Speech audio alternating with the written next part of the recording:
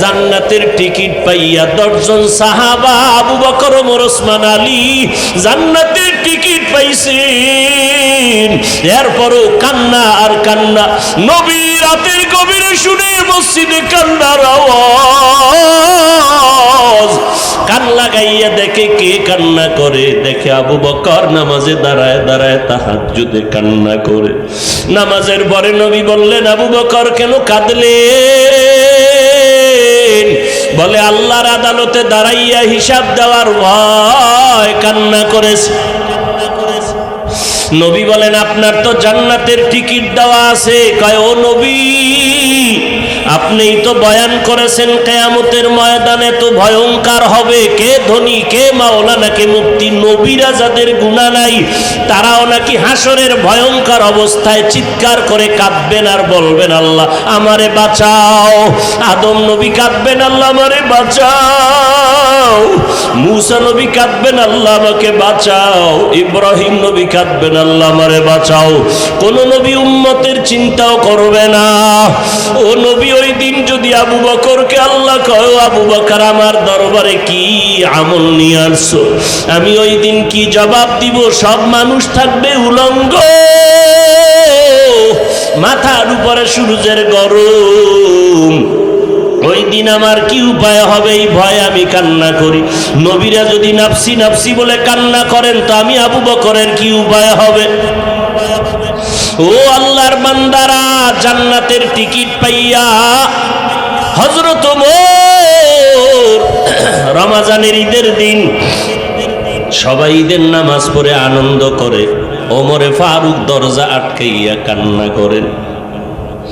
সাহাবী আবু হুরায়রা বলেন, ও সাহাবী খলিফাতুল মুসলিমিন কাঁদেন কেন? ওমরে ফারুক বলেন, ও ভাই আবু হুরায়রা কি করব? বলে, আনন্দের ঈদ আপনি করেন না, কাঁদেন কেন? বলে, আনন্দ তো ওই ব্যক্তি করবে যার অন্তরে কোনো চিন্তা নাই, পেরেশানি নাই। আমার অন্তরে চিন্তা পেরেশানি। কি চিন্তা? ও পর্দার আড়ালের আম্মা জানেরা, নবী ইন্তেকালের আগে বলে গেছেন, ও আয়েশা তুমি আমার আদরের বিবি, জাহান্নাম থেকে বাঁচিয়া জাহান্নাম থেকে মুক্তি পাইয়া জান্নাতের দিকে রওনা হও। নবীর কলিজার টুকরা ফাতেমা রাদিয়াল্লাহু আনহাকে নবী বলে গেলেন, ও ফাতেমা আমি দুনিয়ার থেকে চলে যাব, তবে তুমি যাওয়ার আগে জাহান্নাম থেকে নিজেরে বাঁচাও। ওই কবরে সন্তান যাবে না, ভাই যাবে না, আপন কেউ যাবে না। আমেরিকা বাহিরে কে কি অবস্থায় আছে ভিডিও কলের দ্বারা তুমি কথা বলো, দেখতে পাও। কিন্তু বাড়ির দরজায় যার মা বাবার কবর, বছর হয়ে গেল, যুগ চলিয়া গেল, আজও পর্যন্ত ওই কবরের 2 হাত নিচে কবর খনন করে আজও পর্যন্ত খবর নিতে পারলা না মা বাবায় কেমন আছে। ওমরে ফারুক কান্না করে, আজ আমার চিন্তা, রমজানে রোজা রাখলাম কবুল হইল কিনা জানা নাই, রমজানে তারাবি পড়লাম কবুল হলো কিনা জানা নাই। রমজান তওবা কবুলের মাস, মাগফিরাতের মাস, শেষের দিকে নাজাতের মাস চলে আসতেছে। ওরে আম্মা জানেরা, বৃদ্ধ বাবাজিরা, ও যুবক ভাইরা, তোমার মতো কত যুবক স্কুল কলেজে পড়ে, নামাজ ছাড়ে না, দাড়ি কাটে না, বেপরদায় চলে না, কাউকে গালি দেয় না, কারো গীবত করে না, ওই রোজাও রাখে, নামাজও পড়ে, মসজিদে গিয়া নামাজ পড়ে, আল্লাহর মহব্বতে চলে। কত যুবক অভাব নাই। তুমি কেন লেখাপড়া করিয়া কাজ করিয়া কেন পারবা না? তওবা করো, আল্লাহর কাছে বলো, আল্লাহ বরকতের মাস, আমার মতো হতভাগা মনে হয় কেউ নাই। আমার মতো কত বান্দা রোজা রাখে, নামাজ পড়ে, সাহারি খায়, ইফতারি করে, আমি কেন পারবো না? রমজানে আমি জাহান্নাম থেকে মুক্তি পেলাম কিনা জানা নাই রে যুবক। পায়ে হাত রেখে বলি, আর কয়দিন দুনিয়াতে বাঁচবা? তোমার মতো কত যুবকের লাশ মাটিতে দাফন করেছি, জানাজা পড়াইছি। ও মুরব্বীরা, কয়দিন আর বাঁচবে? নিজের যৌবনের শক্তি কোথায় গেল আজ? ও মা বোনেরা, কয়দিন? নেক আমল করিয়া গেছেননি, একটা নেককার সন্তান দুনিয়াতে রাইখে গেলেননি। হিসাব করেন, কোরআন পড়নেওয়ালা সন্তানের মা হইতে পারছেননি, 5 ওয়াক্ত নামাজিওয়ালা সন্তানের মা বাবা হইতে পারলেননি। আপনি মরিয়া গেলে আপনার কবরের কিনারায় সন্তান একটু কোরআন পড়িয়া দোয়া করতে পারবেনি। আপনার ইন্তেকালের পরে আপনার সন্তান জানাজা পড়াইতে পারবেনি। আপনার ইন্তেকালের পরে সন্তান কবরের সামনে দাঁড়ায় কাঁদবেনি। এমন একটা সন্তান দুনিয়াতে রেখে গেলেন কিনা? সন্তান স্কুলে পড়বে, কলেজে পড়বে, ডাক্তার হবে, ইঞ্জিনিয়ার হবে, আলহামদুলিল্লাহ, বাধা নাই। তবে 5 ওয়াক্ত নামাজি আদর্শওয়ালা কোরআন পড়নেওয়ালা বানাইয়া যান রে মা। বেনামাজি সন্তানের মা হইয়া কবরে যাইয়েন না, বেপরদাওয়ালা সন্তানের মা বাবা হইয়া কবরে যাইয়েন না। এখনো পায়ে হাত রেখে বলে গেলাম, ওই সন্তানের বুঝাইতে থাকেন রমাজান দোয়া কবুলের সময় রোজা রাখান। এমনও মা বাবা আছেন, আপনার সন্তান উপযুক্ত হয়েছে, রোজা রাখান না, অবহেলায় ফালায় দিতেছেন। এই গুনার শাস্তি আপনাকে ভোগ করা লাগবে রে মা বাবারা। ওই সন্তানকে আর রোজা ভাঙ্গাইয়েন না, পায়ে ধরিয়া হলো বলেন, বাবা রোজা আর ভাঙ্গিও না রে বাবা, একটা রোজা ছাড়িও না, তারাবি ছাড়িও না, কোরআন শিখো, আলেমের কাছে পাঠাও। ও আম্মা জানেরা, কোরআন যারা পড়তে পারেন না, যান মাদ্রাসায় গিয়ে 1 ঘন্টা দৈনিক টাইম দিয়া কোরআনটা শিখে নেন। মাওলানা হওয়ার দরকার নাই, মুফতি হওয়ার দরকার নাই, কোরআন শিখা দরকার, নামাজ ঠিকমতো পড়া দরকার, নবীর সুন্নত করা, সুন্নতের আমল করা দরকার, স্বামীর দোয়া নিবেন, খেদমত করা দরকার, জবান হেফাজত করা দরকার, চোখের নজর হেফাজত করেন, বেগানার থেকে নিজেকে বাঁচান, গুনাহমুক্ত হয়ে যান। রমাজান তওবা কবুলের মাস, মাগফিরাতের মাস, শেষের দিকে নাজাতের মাস চলে আসতেছে। ওরে আম্মা জানেরা, বৃদ্ধ বাবাজিরা, ও যুবক ভাইরা, তোমার মতো কত যুবক স্কুল কলেজে পড়ে, নামাজ ছাড়ে না, দাড়ি কাটে না, বেপরদায় চলে না, কাউকে গালি দেয় না, কারো গীবত করে না, ওই রোজাও রাখে, নামাজও পড়ে, মসজিদে গিয়া নামাজ পড়ে, আল্লাহর মহব্বতে চলে। কত যুবক অভাব নাই। তুমি কেন লেখাপড়া করিয়া কাজ করিয়া কেন পারবা না? তওবা করো, আল্লাহর কাছে বলো, আল্লাহ বরকতের মাস, আমার মতো হতভাগা মনে হয় কেউ নাই।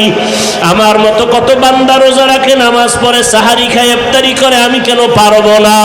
আল্লাহর কাছে তওবা করো, আর নামাজ ছাড়বা না, রোজা ভাঙবা না, বেপরদায় চলবা না। মা বাবার দোয়া নাও, মা বাবায় যদি দোয়া করে রাস্তা খুলে যাবে। মা বাবার দোয়া নাও, মা বাবার কাছে গিয়া দোয়া চাও, মুরব্বীদের দোয়া নিয়ে চলো, উলামায়ে আহলে হকের পরামর্শ নিয়ে চলো, উলামায়ে আহলে হকদের পরামর্শে আমল করো, বাতিলের থেকে নিজে দূরত্ব বজায় রেখে চলো। আল্লাহর কাছে তৌফিক চাও, মনে মনে বলো, আল্লাহ আর গুনাহ করব না, রোজা ভাঙবো না, আর নামাজ ছাড়বো না, বেপরদায় চলবো না, দাড়ি কাটবো না, মা বাবার বরদোয়া নিব না, উলামায়ে আহলে হকের বিরোধিতা করব না। আল্লাহর কাছে খাঁটি অন্তরে যদি তওবা করো, সব গুনাহ মুহূর্তে আল্লাহ মাফ করে দিবেন। আল্লাহ আমাদের সবাইকে তওবাওয়ালা জিন্দেগি দান করেন, আমিন। আলহামদুলিল্লাহি রাব্বিল আলামিন, ওয়াসসালাতু ওয়াসসালামু আলা সাইয়্যিদিল আমবিয়াই ওয়াল মুরসালিন ওয়া আলা আলিহি ওয়া আসহাবিহি আজমাইন। ইয়া আরহামার রাহিমিন, ইয়া আরহামার রাহিমিন, ইয়া আরহামার রাহিমিন। রব্বিরহামহুমা কামা রাব্বায়ানি সগীরা। আল্লাহুম্মা ইন্নাকা আফুউন তুহিব্বুল আফওয়া ফা'ফু আন্না। আল্লাহুম্মা ইন্না নাসআলুকা রিযাকা ওয়াল জান্নাহ ওয়া নাউযু বিকা মিন সাখাতিকা ওয়ান নার। রব্বানা আতিনা ফিদ দুনিয়া হাসানাতাও ওয়া ফিল আখিরাতি হাসানাতাও ওয়া কিনা আযাবান নার। আয় আল্লাহ, আমার কলিজার যুবক, পর্দার আড়ালের মা বোনেরা, বৃদ্ধ বাবাজিরা, এরা হাত তুলেছেন, ওলামায়ে কেরাম সবাইকে কবুল করে নেন। রমাজানের বরকত রহমত দান করেন। আয় আল্লাহ আমাদের তওবাওয়ালা জিন্দেগি দান করেন, গুনাহমুক্ত জীবন দান করেন, সুন্নাতওয়ালা জিন্দেগি দান করেন। মা বোনদের গুনাহমুক্ত করে দেন, নেক আমলের জন্য কবুল করে নেন, পর্দাওয়ালা বানায় দেন, আবেদা বানায় দেন। আমার কলিজার যুবকগুলো 5 ওয়াক্ত নামাজি রোজাদার না কোরআন পড়নেওয়ালা বানায় দেন। আয় আল্লাহ কাউকে খালি ফিরাইয়া দিয়েন না। আয় আল্লাহ সবার লেখাপড়া, চাকরি, ব্যবসায়, পরীক্ষায় কামিয়াবির ব্যবস্থা করে দেন।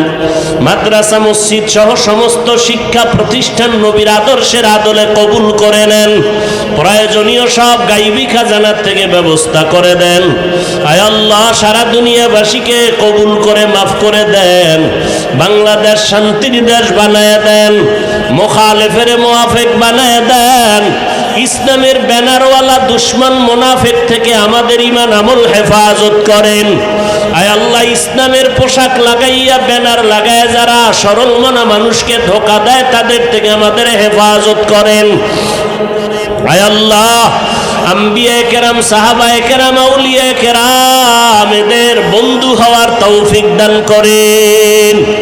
আয় আল্লাহ আমাদের জাহের বাতিনকে পরিশুদ্ধ করে দেন, তাকওয়া অন্তরে দান করেন, গুনাহের প্রতি ভয় ঢুকায়া দেন, নেক আমলের আগ্রহ বাড়ায় দেন।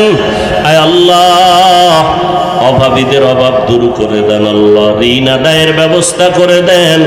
আয় আল্লাহ রোজার হক, তারাবির হক, তেলাওয়াতের হক আদায় করার তৌফিক দান করেন। কমপক্ষে 1 খতম কোরআন দেখে দেখে পড়ার তৌফিক দান করেন।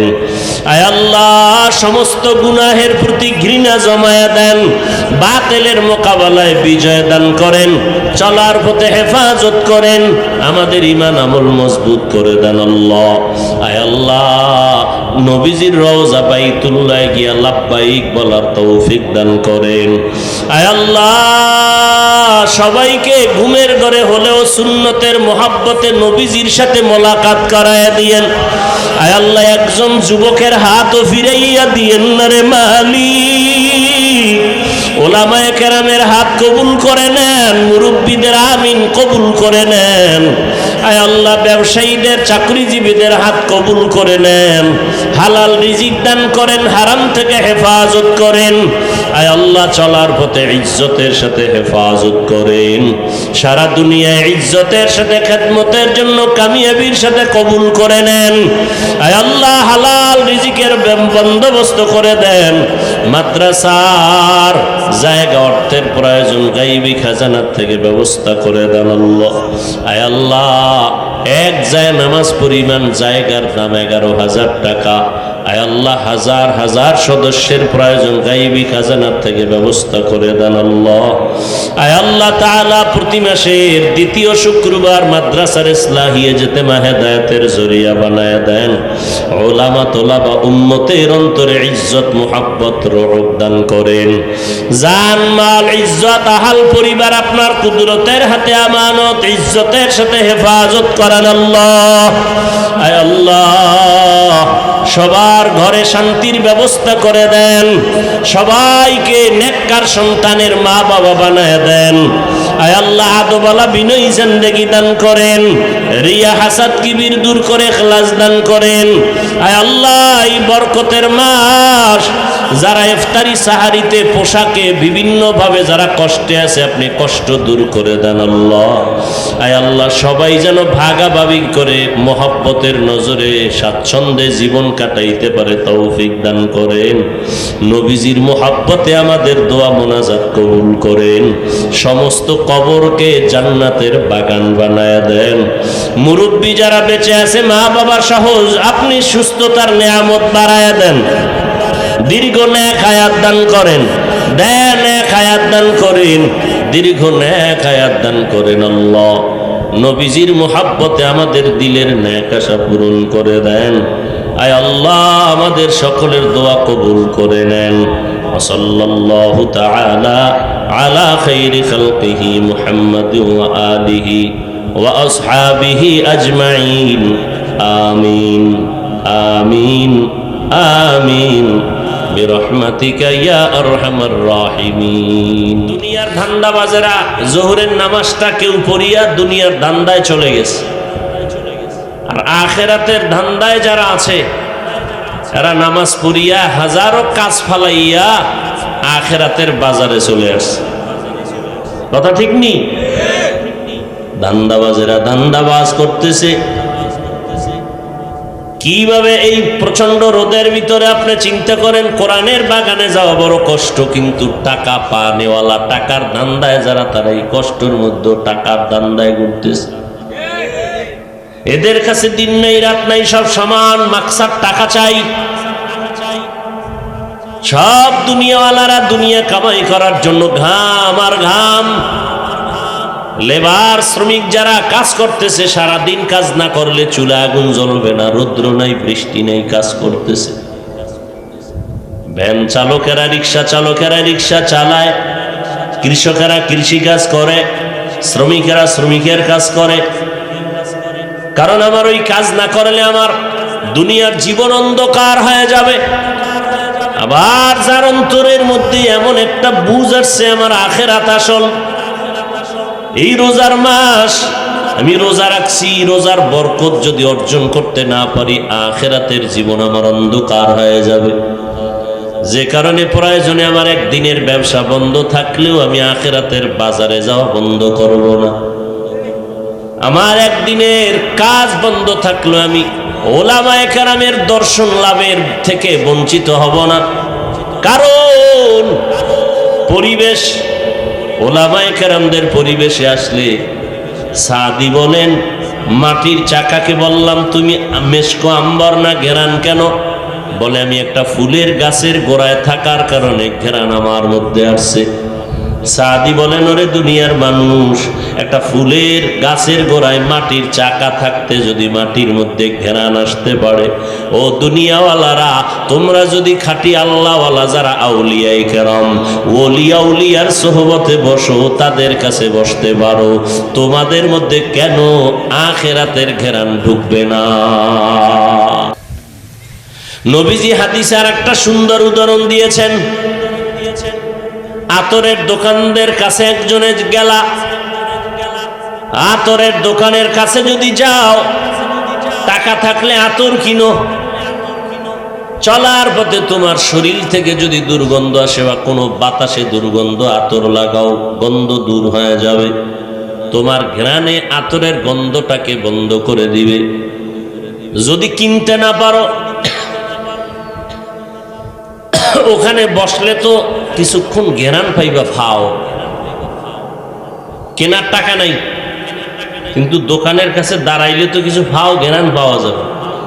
আবার যদি ফাও আঙ্গুলে লাগাইতেও পারো। আর যদি দোকানওয়ালা তোমার ফাও না দেয়, অন্তত শুধু ঘেরানটা তো পাইবা, ফাও সুন্দর ঘেরান পাইবা। ওলামায়ে আল্লাহওয়ালা যারা, ওলামায়ে আহলে হক, তাদের মজলিসে যদি বসো, আউলিয়া উলিয়ার কাছে যদি বসো, ও বান্দা, তুমি জান্নাত কিনতে পারবা। কি পারবা? জান্নাত কিনতে পারবা যদি তোমার ঈমান আমলের পুঁজি থাকে। যদি তোমার ঈমান আমলের পুঁজি দুর্বল, কিনতে যদি নাও পারো, তো ওখানে বসবা, জান্নাতের ঘেরানটাও তো পাইতে পারবা। যতক্ষণ বসে থাকবা, আমল নামায় কোনো গুনাহ লেখা হবে না, সব সওয়াব লেখা হবে। হাদিসের মধ্যে নবী বলেন, হাসরের ময়দানে এক বান্দার ফয়সালা হয়ে যাবে, জাহান্নামে নিয়ে যাও, তার কোনো আমল নাই। জাহান্নামে যখন নিয়ে যাওয়া হবে, বান্দা বারবার পেছন দিকে তাকাবে। আল্লাহ বলবেন, ফেরেশতারা দাঁড়াও।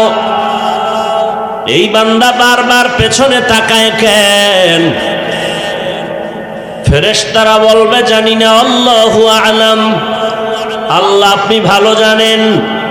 আল্লাহ বলেন, দাঁড়াও। ওই বান্দা জাহান্নামে যেতে চায় না, বারবার আমার দিকে চায়, আমি একটু নির্দয়া করি। এখন আমি যে দয়া করব, দয়ার জন্য তো সূত্র লাগবে। দয়া কেমনে করি? দেখনি ফেরেশতারা, তার আমল নামার তদন্ত করো, তন্ন করে বিক্ষুজ দেখো জীবনে কোনো দিন কোরআন পড়ছেনি। ফেরেশতারা বলবে আল্লাহ আমলনামায় কোরআন পড়ার কোনো কলাম নাই। আল্লাহ বলে তো দেখো কোরআন পড়নেওয়ালাদের সাথে কোনো সম্পর্ক আসেনি। ফেরেশতারা আমলনামা তদন্ত করে দেখবেন জীবনে কোনো দিন আলেমের সাথে সম্পর্ক করে নাই।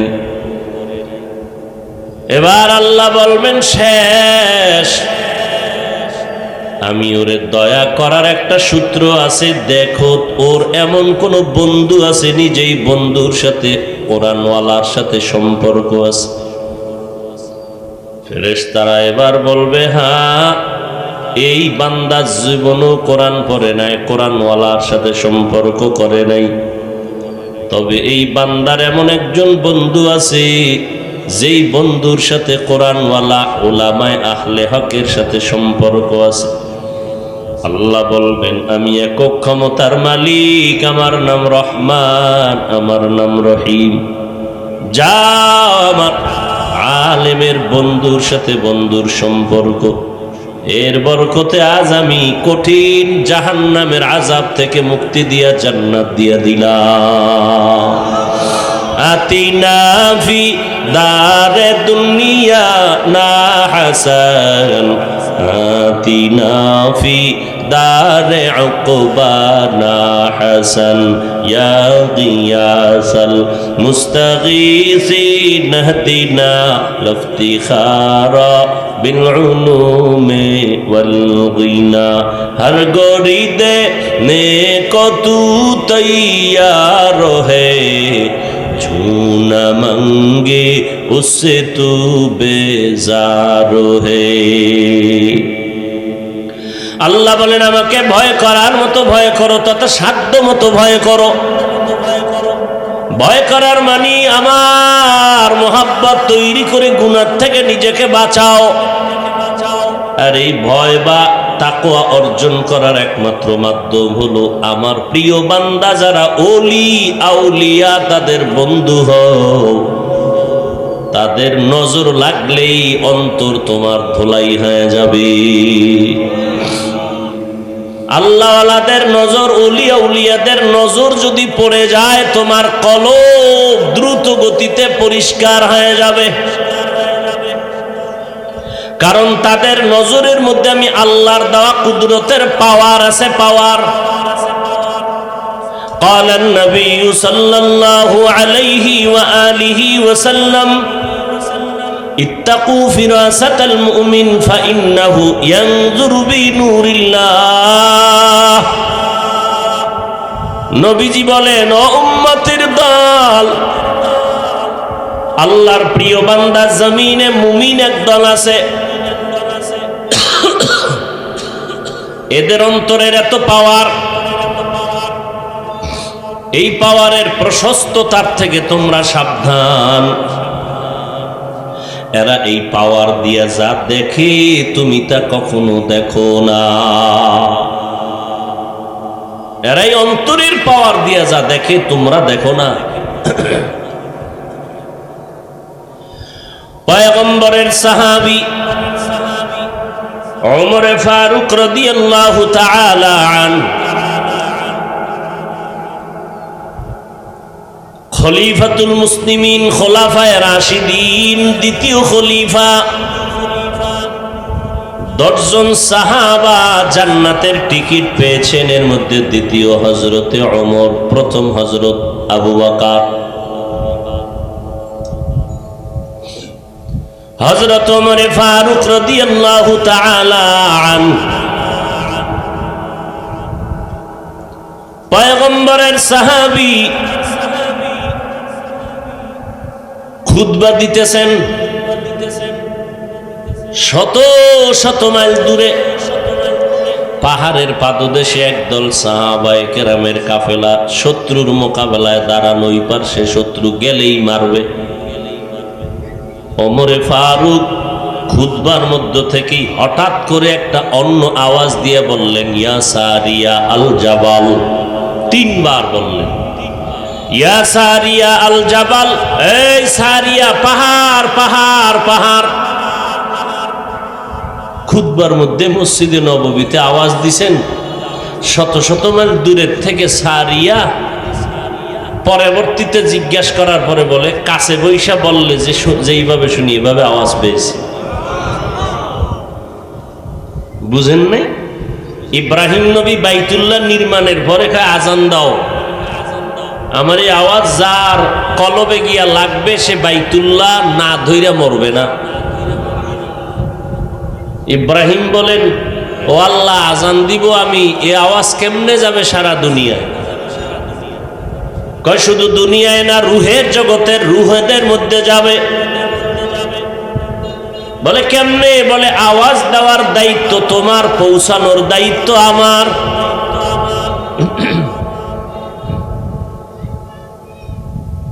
কিছু কিছু দুনিয়াদার এলেমে আমলের গভীরতা নাই, আল্লাহর আসল মোহাব্বতের গভীরতা সম্পর্কে ধারণা নাই। এই সমস্ত প্রকৃতির মানুষগুলো আল্লাহর মোহাব্বত নিয়ে কোনো কথা বললেও বুঝতে চায় না।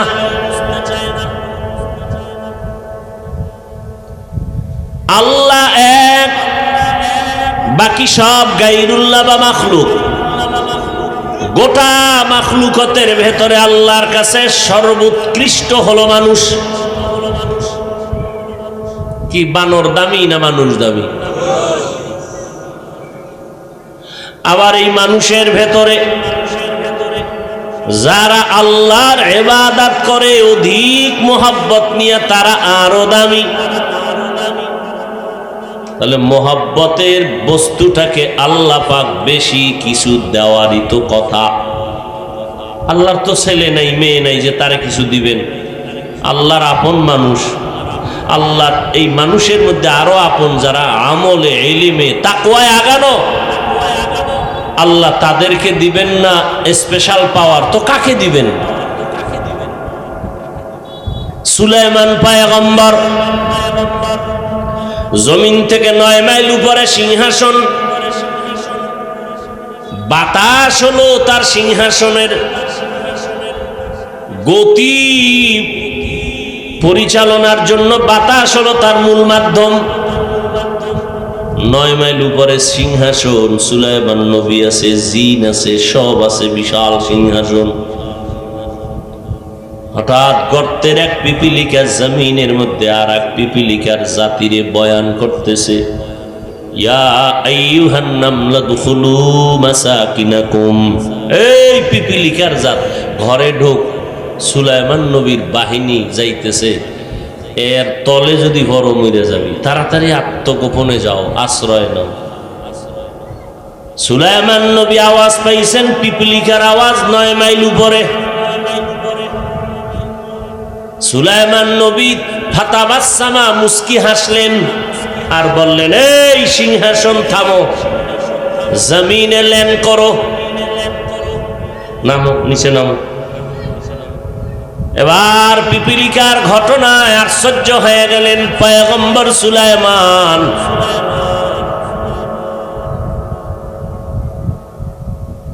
আল্লাহ তাআলা এত পরিমাণ পাওয়ার সুলাইমান নবীকে দান করেছেন। পয়গম্বর সুলাইমান পিপিলিকার আওয়াজ 9 মাইল উপর থেকে শুনলেন। ইতিহাস কোরআনে আল্লাহ বিস্তারিত বলেছেন, সুলাইমান নবী ওখানে বসে আছেন সিংহাসনে, কথাবার্তা চলতেছে, নামাজের টাইম হবে, এর মধ্যে হুদহুদ নামের পাখিরা বলে দিবে নাক লাগাইয়া এই জায়গায় পানি আছে, বললেই জিনদেরকে নবী বলতেন মাটি খনন করে পানি উঠায় দাও, ওযু করব, নামাজ পড়ব। তো পানির দায়িত্বে যে হুদহুদ, সুলাইমান নবীর অগোচরে সে উপরে গেল, উঠতে উঠতে উপরে গিয়া দেখে তার আরো এক জাতি ভাই হুদহুদ একটু দূরে দৌড় দিছে, এখানে তুমি কোথা থেকে আইলা? বলে তুমি আইলা কইতন?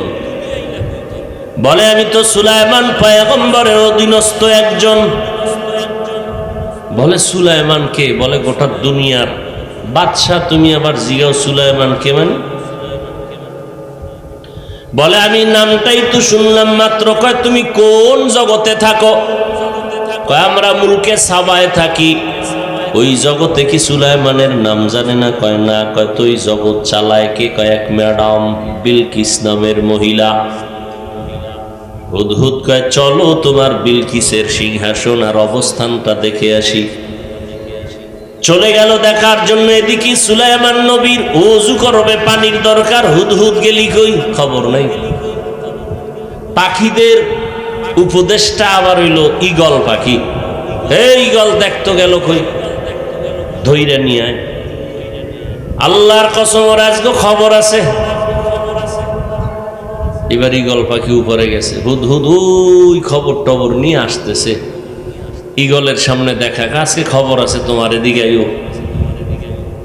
চোখ গরম কইরা এবার কয় নবী সুলাইমান আমারে সাইজ করার মধ্যে কোনো কিন্তু টিন্তু লাগাইছেনি? কহা একটা কিন্তু আছে। কি? উল্লেখযোগ্য কোনো কারণ যদি দর্শাইতে পারো তাহলে কিছু ছাড় আছে। ও তার টেনশন নেই। সুলাইমান নবীর সামনে চলে আসলেন। নবী হুদহুদের কান ধরে টান দিলেন।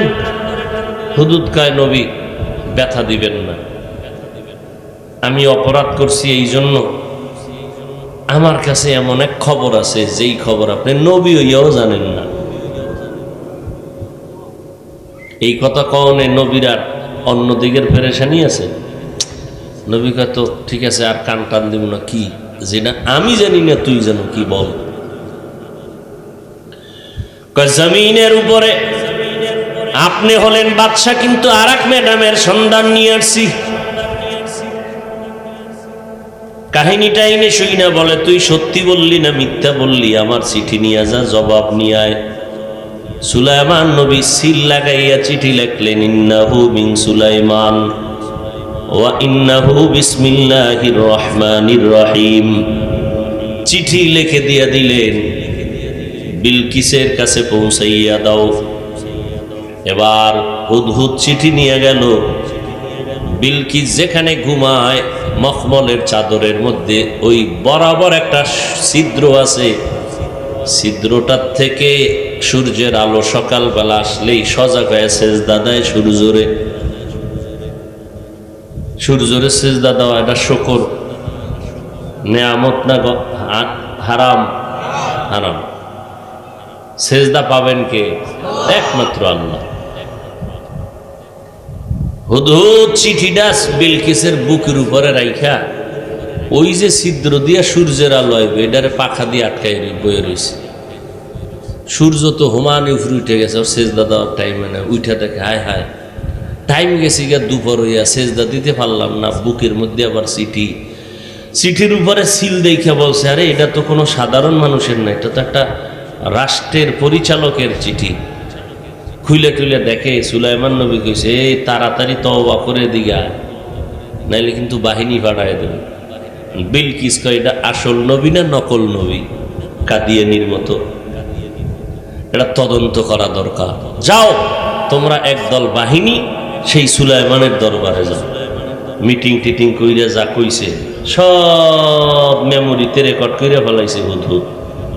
বাহিনী যখন আইতেছে হুদহুদ এই এই এই এই খবর, বাহিনী পাঠাইতেছে আপনাকে পরীক্ষা করার জন্য, স্বর্ণের নিয়ে পাঠাইতেছে, বিভিন্ন কথা।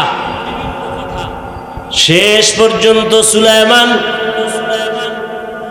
ওই বাহিনীর সামনে বিজয়ী হলেন। ওই বাহিনী গিয়া বলে না সত্য নবী। বিলকিস এবার মাথা নত করে কালেমা পড়ার নিয়তে রেডি হয়ে গেল, সুলাইমানের কাছে যাবে। সিংহাসনটারে আটকাইয়া রওয়ানা হয়ে গেল। পয়গম্বর সুলাইমান হুদহুদের মাধ্যমে জানতেছেন বিলকিস আসতেছে, কাছাকাছি আসতেছে। ঠিক এই সময় সুলাইমান নবী বললেন, বিলকিস আসার আগে কে পারবা তার সিংহাসনটা আমার সামনে হাজির করবা? ক্বালা ইফরিতুম মিনাল জিন, জিনের মধ্যে এক বাহাদুর কয় আমি পারবো। সুলাইমান নবী বলেন টাইম কত? বলে আপনার মিটিং শেষ হওয়ার আগে। কয় না, আমি আরো আগে চাই। জিনেরা কয় আমরা পারুম নাই, পাওয়ার আমগো নাই। কত পাওয়ার আছে কার? কয় পাওয়ার থাকলে দিলে আল্লাহ মানুষকে দিবে, জিনেরে দিবে না। এবার সেরাফারা জীর্ণ শীর্ণ এক হুজুর দাঁড়ায় গেছে, মানুষ ইলমুম মিনাল কিতাব, কিতাবের ইলম ওয়ালা। সে বলে নবী আপনি যদি দোয়া করেন, অনুমতি দেন, আমি পারবো। কয় টাইম কত? টাইম হলো আপনি চোখ বন্ধ করবেন, খুলবেন, দেখবেন সিংহাসন হাজির। পাওয়ার দিছে কে? মানুষকে না জিনকে? মানুষকে। এই কথা যারা বুঝে না, এরা অলি আউলিয়াদের কারামত বিশ্বাস করে না, এরা ভণ্ড।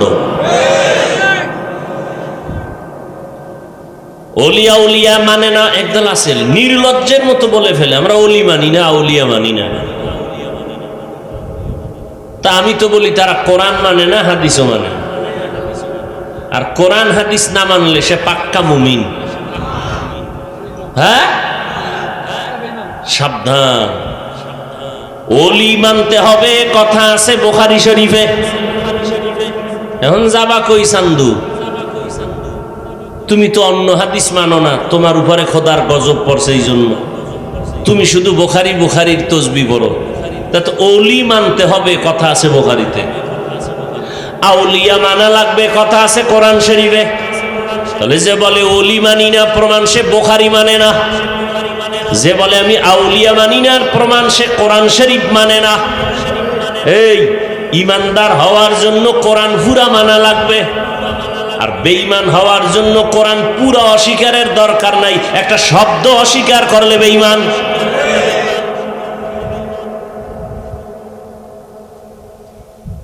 এই যারা ওলি আউলিয়া মানে না, 100% আপনারা ভালো করে অন্তরে জমা করে নিবেন, এরা ইসলামের ব্যানারওয়ালা বাতেল ভণ্ড। বাতেলের প্রতিবাদ করা, বাতেলের বিরোধিতা করা ঈমান ঠিক রাখার ক্ষেত্রে এটা ওয়াজিব। মনে থাকবে, ভণ্ডদের বিরুদ্ধে কথা বলতে হবে ঈমানকে বাঁচানোর জন্য, এটা ওয়াজিব। এটা কি? এটা গীবত হইল ওয়াজিব। এই গীবতে সওয়াব বেশি। কেন? ভণ্ডদের বিরোধিতা কেন করব? আমাদের ঈমান বাঁচানোর জন্য, যে ওদের খপ্পরে চক্রান্তে পড়ে যেন কারো ঈমান নষ্ট হয় না যায়। যারা সাহাবায়ে কেরামের বিরোধিতা করবে তারা ভণ্ড, নবীদের বিরোধিতা করবে যারা কথায় কাজে তারা ভণ্ড। এরকম বিরোধী শক্তি এই জমিনে এখনো আছে না নাই? বলেন।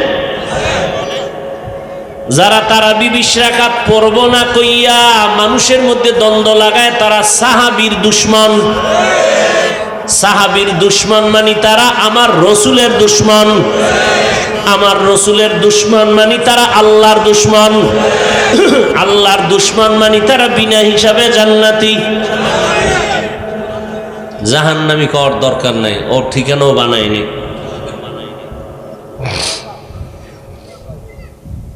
ভাইরা আমার, আরে ভাই আপনি দাড়ি রাখেন না, এটা হলো একটা ভিন্ন কথা। আপনি যদি দাড়িকে অপছন্দ করেন, তার আপনার ঈমান নেই। কথা বুঝেন কিছু? আপনি নামাজ পড়েন না, সেটা ভিন্ন। কিন্তু যদি বলেন নামাজের দরকার নাই, তা আপনি বেঈমান। কথা বুঝেননি? আপনি 20 রাকাত তারাবি পড়বেন না, তারাবি পড়েন না, সেটা ভিন্ন।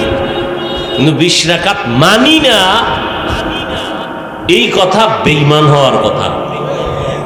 20 রাকাত তারাবি পড়ছেন নবী, আপনি মানি না এখন কেন? আপনি পড়বেন না সেটা আলাদা, পড়বো না মানবো না এই গাদ্দারি কেন? আপনি পড়তে পারেন না সেটা ভিন্ন। আপনি 10 রাকাত পড়েন, 6 রাকাত পড়েন, কোনো জরুরতে চলে গেছেন, সেটা আলাদা। আপনি পড়বেনই না, মানবেন না এই 20 রাকাত, তাহলে আপনি তো ওমরের সাথে যুদ্ধ ঘোষণা করলেন। আর নবী কইছে আমাকেও মানতে হবে, আমার খোলাফায়ের রাশিদিনকেও মানতে হবে। তাহলে নবীর কথার সাথে আপনি যুদ্ধ ঘোষণা করলেন না?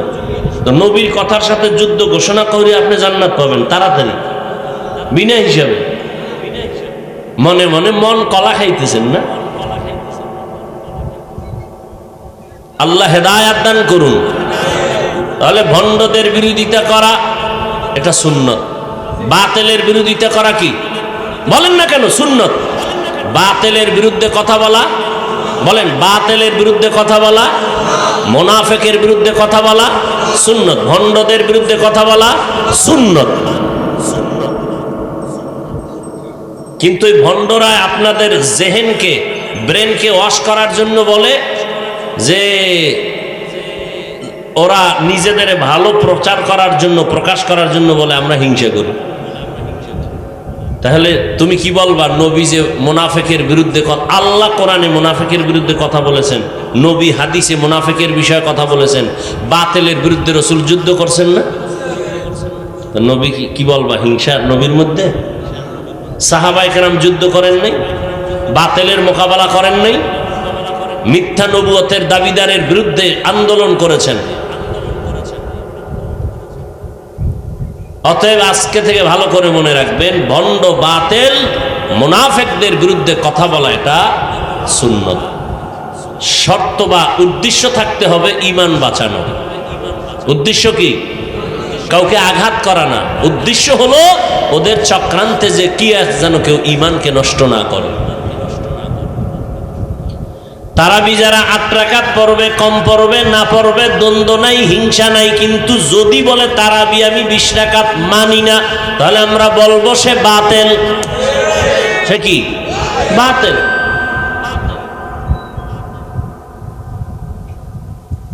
আরে অসুস্থ হয়ে গেছি, রোজা ভাঙ্গিয়ে ফেলাইছি, আল্লাহর কাছে সার আছে না?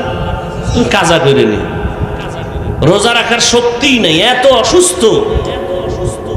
বাথরুমে দৌড়াইতে দৌড়াইতে আর বিছনাতে ওঠার কায়দা নেই, জনমের মতো খাইছে, সাহারিতে যা পাইছে খাইতে খাইতে গলা পর্যন্ত উঠে ফেলাইছে। এবার ঘুমের তুইটা খালি দরজা খোলা বাথরুমের, ওটা আটকাইস না, উপায় নাই আমার। 21 বার যাওয়ার পরে আমি আসিনি, এবার কথা সেলাইন খানাইলে মরবি, এবার কাজা করে নি। এই বেচারা রোজা ভাঙ্গে ফেলাইছে বাধ্য হয়ে, পারে নাই। আর এক চোরার ঘরের চোরায় খায়, আমার ঘরে কি ভাতের অভাব আছে? আমি রোজা রাখবো কেন? দুইজনারটা কি সমান হইল? ওটা তো কাফের হয়ে গেছে। এই যে রোজাকে অস্বীকার করবে সে কি? সে কি? কাফের। কারণ রোজা রাখা কি ফরজ, ফরজ বিধান কোরআনের। যে অস্বীকার করবে সে কাফের।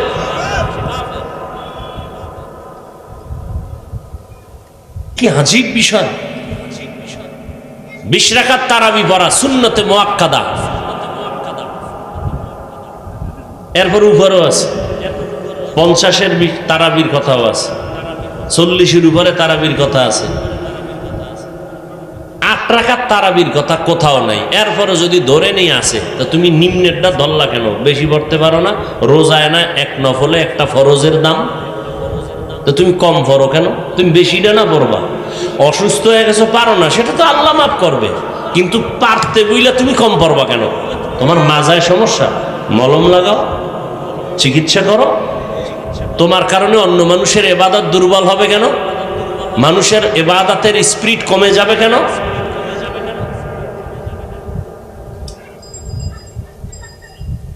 এর নাম তাকওয়া। এই জন্য আল্লাহ কইছে, এই পিসা বইয়া কবরে আসিস, এটা বলে না, তোর ফিরগিরির দাম নাই, ভাগ। আল্লাহ কয় মুসলমান না হইয়া কবরে আসবি না, সাবধান। কারণ আমার দরবারে কে পীর, কে বান্ত, কে মাওলানা, কে মুফতি, কে মুহাদ্দিস কোনো পরিচয় নাই। আমার দরবারে পরিচয় মুসলমান নি। বুঝেননি কথা? পীরগিরির দাম নাই, বক্তাগিরির দাম নাই, মাওলানাগিরির দাম নাই। ওরে হাদিস স্পষ্ট, সহিহ হাদিস আব্দুল্লাহ ইবনে ওমর থেকে বর্ণিত, কিয়ামতের দিন আলেমকে ডাকবে আল্লাহ, এই মাওলানা, এলেম শিখছো কেন? মানুষ তোমাকে বড় মুফতি বলবে, এই জন্য তো দুনিয়ায় ভাই এলাইছো, যাও আজকে জাহান্নামে যাও, আমার কাছে কিছু নেই। যদি আমার থেকে পাওয়ার জন্য করতা তো আমি দিতাম, তুমি তো চাইছো দুনিয়া, পেয়ে গেছো দুনিয়া, যাও। তোমারে মারহাবা দিয়া হাজার হাজার স্লোগান দিয়া মানুষ তোমার স্টেজে বসাইছে, বড় হুজুর তুমি এটা দুনিয়ায় পেয়ে গেছো, আজ আমার কাছে কিচ্ছু নাই, জাহান্নামে যাও। এজন্য আল্লাহ বলেন, মুসলমান না হইয়া মরবা না। ও যুবক, মাওলানা হওয়া শর্ত না, মুক্তি হতে পারো নাই, আফসোস নাই। ডাক্তার হতে পারো নাই, ইঞ্জিনিয়ার হতে পারো নাই, তুমি একজন কৃষক, তুমি একজন শ্রমিক। তুমি যদি আল্লাহর হুকুম মানিয়া ইবাদত করতে পারো, তুমি মুসলমানি কায়দায় চলতে পারো, আল্লাহর ওয়াদা তুমি বিনা হিসাবে জান্নাতি। ও মাওলানা, ও ডাক্তার সাহেব, তুমি ডাক্তার হইয়া নামাজ পড়ো না, তুমি মাওলানা হইয়া জামাতে নামাজ পড়ো না। আর একজন গরিব লেখাপড়া বেশি করে নাই, কাজ করার ফাঁকে আজান হয়ে গেছে, সব বন্ধ করে নামাজে দাঁড়ায় গেছে। মাসে তারাবির পরে কোরআন পড়ে, কোরআন এক খতম হয়ে গেছে। তুমি টাকাওয়ালা ডাক্তার, তুমি টাকাওয়ালা মাওলানার আগে ওই গরিব জান্নাতে চলে যাবে।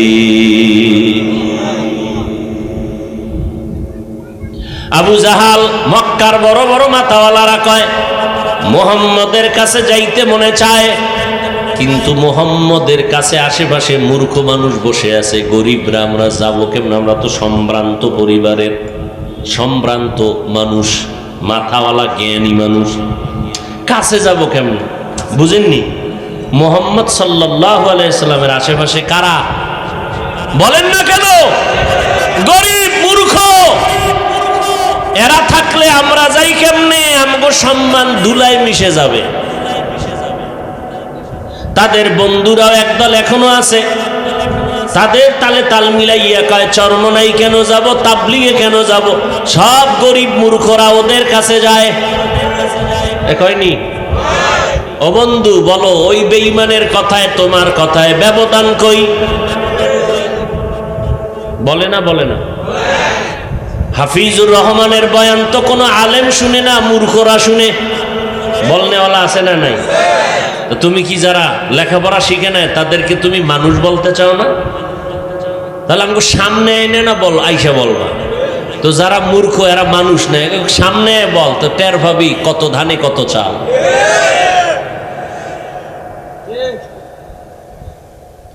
মানে মূর্খ যারা, গরিব যারা, মানে এদেরকে কোনো বয়ান শোনানো যাবে না। কি পরিমাণ হিংসা অন্তরে, আর আমরা হিংসা করি। কি পরিমাণ হিংসা অন্তরে জমা করে বলে আমাদের বয়ান আলেমরা বয়ান শুনবে কেন? সে তো এমনিই সব জানে, আমি হেরে কি বয়ান করব? আমার ভাই, আমার আম্মা বোনেরা যারা ইসলাম সম্পর্কে বয়ান জানে না, শুনে না, আমল নাই, এদের না বয়ান কইরা দাড়িওয়ালা বানাতে হবে, টুপিওয়ালা বানাতে হবে, নামাজি বানাতে হবে। কথা ঠিক না? কি পরিমাণ হিংসা জন্ম দিছে এদের গুরুরা তাদের অন্তরে।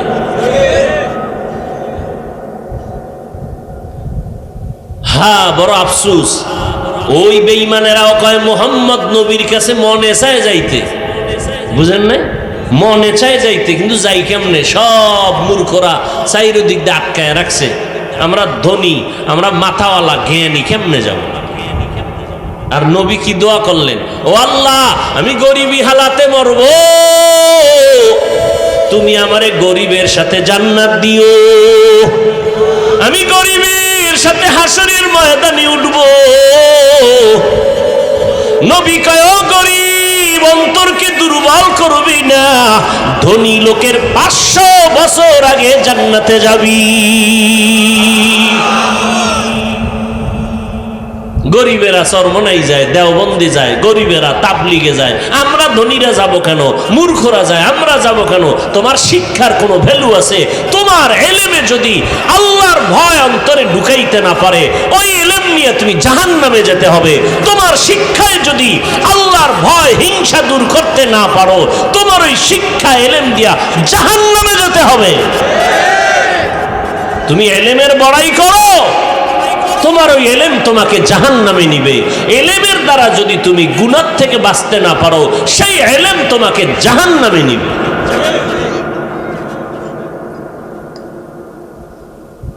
বড় কঠিন কথা। ও যুবক, কে কত দূর লেখাপড়া করলা, কে ডাক্তার, কে রোগী, কে ইমাম, কে মুক্তাদি, কে বক্তা, কে শ্রোতা, কোনো ভেদাভেদ নাই। যেদিন সাদা কাফনের প্যাকেটে ঢুকবি, লেখা থাকবে ডাক্তারের লাশ, সাদা কাফনে লেখা থাকবে ইঞ্জিনিয়ারের লাশ, বক্তা সাহেবের লাশ। কে ইমাম, কে মুক্তাদি, কোনো ভেদাভেদ না। এবার জানাজা পড়ায় দাও। গরিবের যেই নিয়ম, ধনীর সেই নিয়ম, ডাক্তারের যেই নিয়ম, রোগীর সেই নিয়মে জানাজা পড়াইয়া 3টা কাফন দিয়ে প্যাকেট করে দাও। ডাক্তারের প্যাকেটটা একটু ভিআইপি, হ্যাঁ, গরিবের কাফন একটা কম হবে, ধনীর কাফন একটা বড় বেশি হবে। ধনীদের কাফন 4টা, কথা কয় না, আফসোস। ওরে মন্ত্রীর কাফন যেমন, কে ধনী কে গরিব, কালারও কোনো আলাদা হবে না। আলাদা হবে র্যাবের কালার, র্যাবের পোশাকের কালার কি এখন র্যাবের পোশাকের কালার কি? কালা। বুঝা যায় কালা মানি র্যাব, ঠিক নেই। পোশাক দিয়ে বুঝাই দিছে, কালার দেখলেই বুঝবে এটা পুলিশ, এটা আর্মি, এটা বিডিআর, ঠিক নেই। কিন্তু সাদা কাফনে যেদিন ঢুকবা, পোশাকের কোনো ব্যবধান নাই, সব এক। কে র্যাব কে আর্মি কোনো ভেদাভেদ নাই, সব আমার মাওলার দরবারের ভিক্ষু। এবার কবরের সাইজ এক নাকি আর্মির কবরটা একটু বড় হইব? সব কবরের সাইজ এক। ওই কবরের মধ্যে ঢুকাইয়া, বড় লোকের কবরের মধ্যে একটা মোবাইল রাখা হবে, ব্লুটুথ দেওয়া। ফেরেশতা প্রশ্ন করলে আব্বাই যদি না পারে, আমি উপর দিয়ে দেব। যাই ফেরেশতারা, খবরদার আমার লগে কথা কও। টেলিফোনে সিস্টেম আছে, কেউ একটু কইরে দেখে তো, সাহস কইরা জানে একটা সিস্টেম কইরে দিই। সবার প্রশ্ন কবরে, কে গরিব কে ধনী, সবার প্রশ্ন 3টা। তুমি গরিব, তুমি টাকাওয়ালা, প্রশ্ন নেই, প্রশ্ন 3টার জবাব দাও। এই ডাক্তার 3 প্রশ্ন, রবের পরিচয় দাও, ধর্মের পরিচয় দাও, রাহমাতুল লিল আলামিনের পরিচয় দাও। দুনিয়াতে আলাদা আলাদা বাহাদুরি করছো, তুমি তাবলিগ, তুমি চরমনাই, তুমি আলিয়া, তুমি কওমিয়া, তুমি ধনী, তুমি গরিব। না, কবরের প্রশ্ন সবার সমান।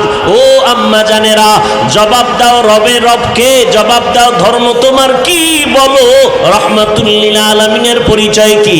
ও বোনেরা, তুমি ধনী না গরিব, তুমি পরিচয় দিয়া কবরে কোনো কথা নাই, প্রশ্ন তোমার কাছেও সমান 3টা। জবাব দাও রবের পরিচয়, রবকে, ধর্ম কি, আর ইসলামের পরিচয় দাও, রাহমাতুল লিল আলামিনের পরিচয় দাও। ও মুরব্বী, ও যুবক, কোনো কথা নাই, প্রশ্ন 3টার জবাব দাও। নবীজি বলেন, যারা জবাব দিবে তাদের কবর হবে রওজাতুম মির রিয়াজিল জান্নাহ, আর যারা দিতে পারবে না তাদের কবর হবে হুফরাতুম মিন হুফারিন নার। জবাব যারা দিতে পারবে তাদের কবর হবে জান্নাতের বাগান, যারা জবাব দিতে পারবে না তাদের কবর হবে জাহান্নামের গর্ত। কারা পারবে, কারা পারবে? আমি হুজুর না, ওরে আমি যদি পারতাম, গ্যারান্টি থাকতো। জান্নাতের টিকিট পাইয়া 10 জন সাহাবা, আবু বকর, ওমর, ওসমান, আলী জান্নাতের টিকিট পাইছেন। এরপরও কান্না আর কান্না। নবী রাতের গভীরে শুনে মসজিদে কান্নার আওয়াজ, কান লাগাইয়া দেখে কে কান্না করে, দেখে আবু বকর নামাজে দাঁড়ায় দাঁড়ায় তাহাজ্জুদে কান্না করে। নামাজের পরে নবী বললেন, আবু বকর কেন কাঁদলেন? বলে, আল্লাহর আদালতে দাঁড়াইয়া হিসাব দেওয়ার ভয় কান্না করেছে। নবী বলেন আপনার তো জান্নাতের টিকিট দেওয়া আছে। কয় ও নবী, আপনিই তো বয়ান করেছেন কিয়ামতের ময়দানে তো ভয়ঙ্কর হবে, কে ধনী কে মাওলানা কে মুফতি। নবীরা যাদের গুনাহ নাই তারাও নাকি হাসরের ভয়ঙ্কর অবস্থায় চিৎকার করে কাঁদবেন আর বলবেন আল্লাহ আমারে বাঁচাও। আদম নবী কাঁদবেন আল্লাহ আমারে বাঁচাও। মুসা নবী কাঁদবেন আল্লাহ আমাকে বাঁচাও। ইব্রাহিম নবী কাঁদবেন আল্লাহ আমারে বাঁচাও। কোন নবী উম্মতের চিন্তাও করবে না। ও নবী ওই দিন যদি আবু বকরকে আল্লাহ কয় আবু বকর আমার দরবারে কি আমল নিয়ে আসছো, আমি ওই দিন কি জবাব দিব? সব মানুষ থাকবে উলঙ্গ, মাথার উপরে সূর্যের গরম। ওই দিন আমার কি উপায় হবে এই ভয়ে আমি কান্না করি। নবীরা যদি নাফসি নাফসি বলে কান্না করেন তো আমি আবু বকরের কি উপায় হবে? ও আল্লাহর বান্দারা, জান্নাতের টিকিট পাইয়া হযরত ওমর রমজানের ঈদের দিন সবাই ঈদের নামাজ পড়ে আনন্দ করে, ওমরে ফারুক দরজা আটকাইয়া কান্না করেন। সাহাবী আবু হুরায়রা বলেন ও সাহাবী খলিফাতুল মুসলিমিন কাঁদেন কেন? ওমরে ফারুক বলেন ও ভাই আবু হুরায়রা কি করব? বলে আনন্দের ঈদ আপনি করেন না, কাঁদেন কেন? বলে আনন্দ তো ওই ব্যক্তি করবে যার অন্তরে কোনো চিন্তা নাই, পেরেশানি নাই। আমার অন্তরে চিন্তা পেরেশানি। কি চিন্তা? ও পর্দার আড়ালের আম্মা জানেরা, নবী ইন্তেকালের আগে বলে গেছেন ও আয়েশা তুমি আমার আদরের বিবি, জাহান্নাম থেকে বাঁচিয়া জাহান্নাম থেকে মুক্তি পাইয়া জান্নাতের দিকে রওনা হও। নবীর কলিজার টুকরা ফাতেমা রাদিয়াল্লাহু আনহাকে নবী বলে গেলেন ও ফাতেমা আমি দুনিয়া থেকে চলে যাব, তবে তুমি যাওয়ার আগে জাহান্নাম থেকে নিজেরে বাঁচাও। ওই কবরে সন্তান যাবে না, ভাই যাবে না, আপন কেউ যাবে না। আমেরিকা বাহিরে কে কি অবস্থায় আছে ভিডিও কলের দ্বারা তুমি কথা বলো, দেখতে পাও। কিন্তু বাড়ির দরজায় যার মা বাবার কবর,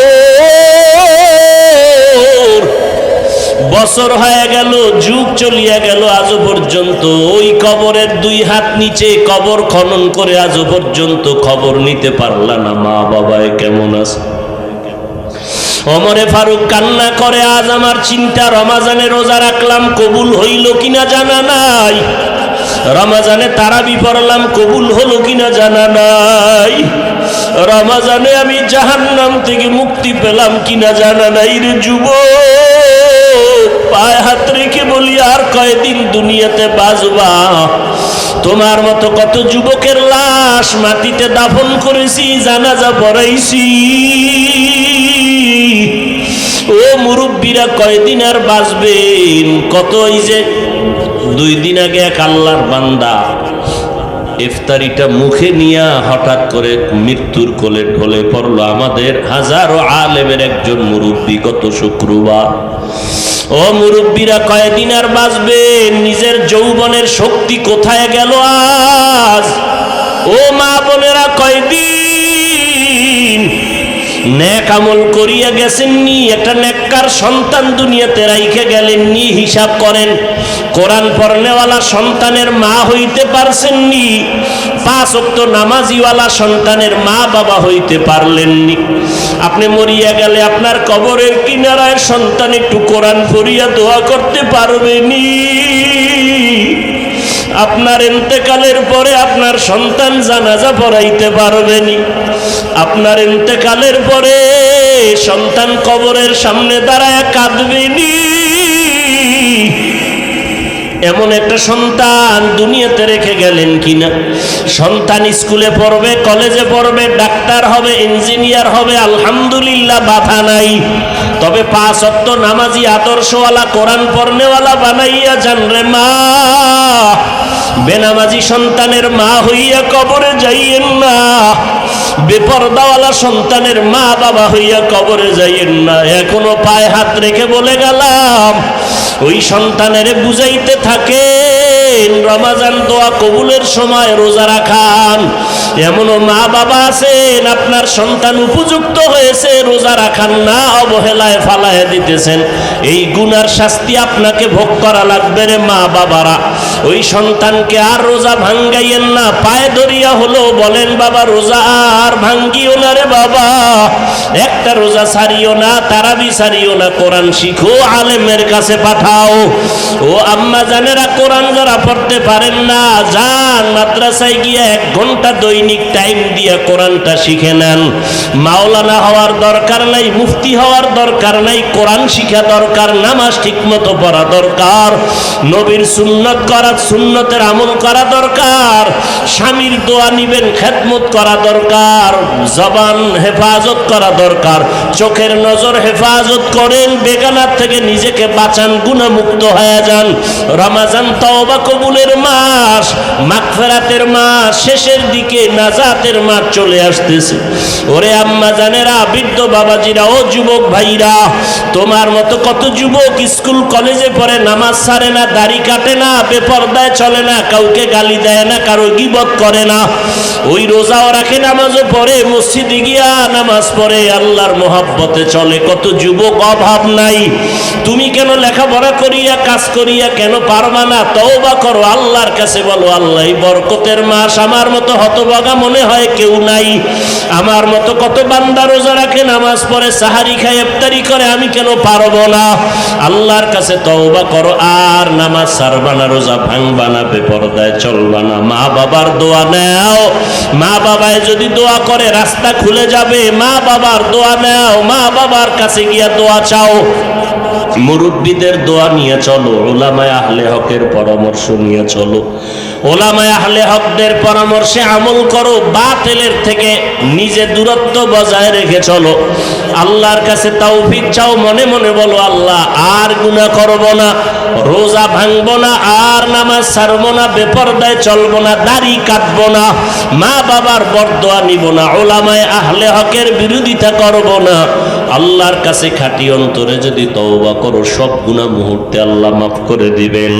আল্লাহ আমাদের সবাইকে তওবাওয়ালা জিন্দেগি দান করেন, আমিন।